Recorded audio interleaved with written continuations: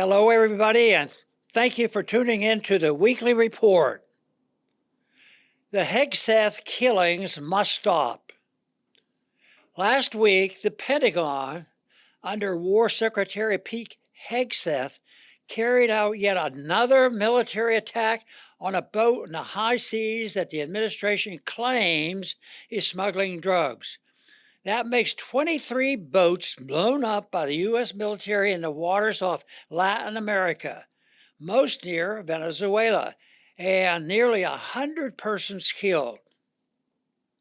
To date, the U.S. government has provided no evidence to back up its claim that these boats are smuggling fentanyl and other dangerous drugs into the United States.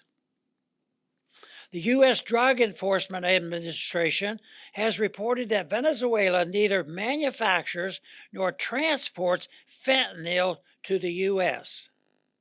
In fact, the DEA still concludes that Venezuela is barely a minor player in the drug game.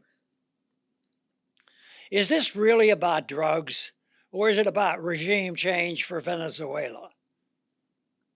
When Admiral Alvin Holsey, the commander of U.S. Southern Command, raised concerns about the legality of bombing boats on the high seas and extrajudicial killing, he was pushed out by Hegseth. His concerns were ignored. When lawyers at the National Security Council, Pentagon, and the Justice Department raised objections to the boat attacks, they were reassigned or fired, according to press reports.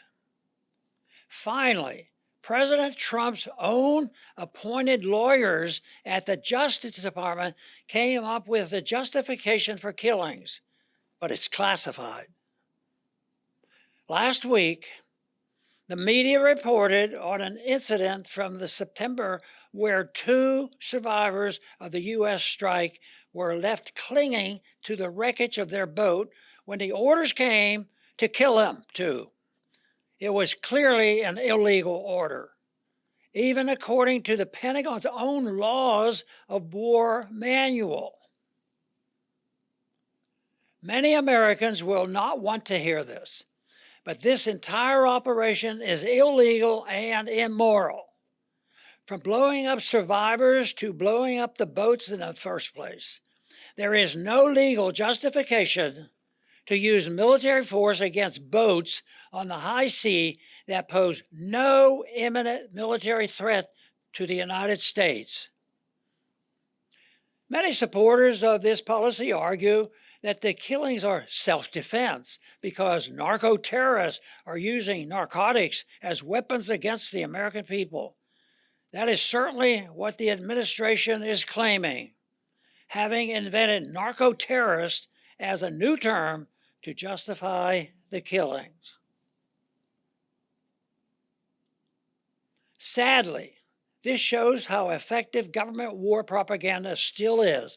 It was used when both Republican and Democratic administrations wanted to launch wars against Saddam Hussein, against Gaddafi, against Assad, and so on.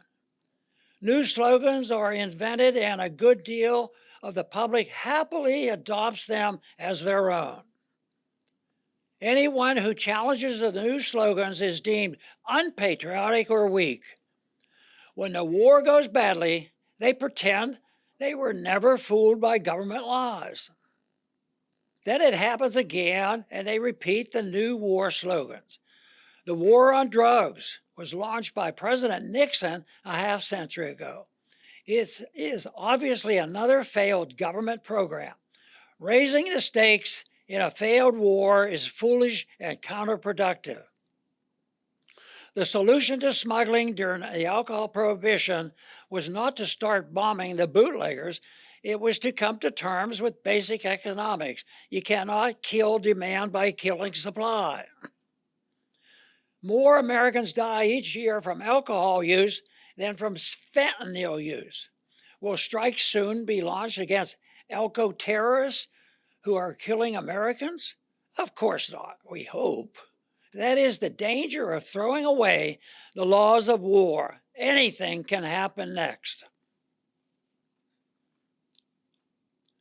Congress has the authority to stop Secretary Hegseth from killing people on the high seas. It should do so without delay.